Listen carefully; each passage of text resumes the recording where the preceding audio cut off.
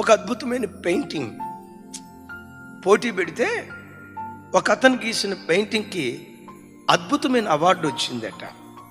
ఏంటో ఆ పెయింటింగ్ అంటే, ఓ భయంకరమైన సముద్రం, ఉవ్వెత్తున లేస్తున్నటువంటి కెరటాలు, ఆ కెరటాలు అట్లా లేస్తున్నాయి.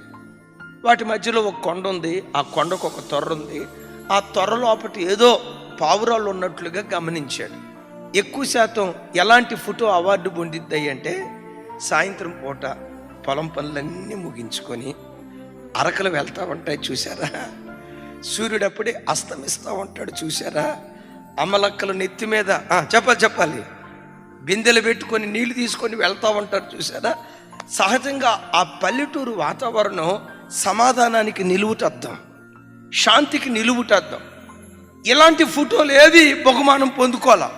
అయితే విచిత్రం ఏంటంటే, సముద్రపు కెరటాలతో నిండుకున్న ఈ ఫోటోకి శాంతి సమాధానాలకు అద్భుతమైన బహుమానం వచ్చిందట. ఈ బహుమానం ఇచ్చిన వాళ్ళ దగ్గరికి వెళ్ళి అడిగారు, ఏమయ్యా నువ్వు ఈ ఆర్తి గీసిన ఆయనకు అమ్ముడుపోయినట్టున్నావు, సముద్రపు భీకరమైన వాతావరణం, ఈ భయంకరమైన తుఫాన్లు, దీనికి ఎట్లా శాంతి సమాధానాలకు బహుమానం ఇస్తావయ్యా, ఏముంది ఈ ఫోటోలో? అప్పుడు అన్నాడట, పిచ్చోళ్ళారా, దీనికి ఎందుకు బహుమానం ఇచ్చానో తెలుసా? ఉవ్వెత్తున లేస్తున్న సముద్రపు కెరటాలు, తాడి చెట్టు అంత లేచిన అలలు, లోపల కొండ చూసారా? చూసాం. కొండ సందు చూసారా? చూసాం.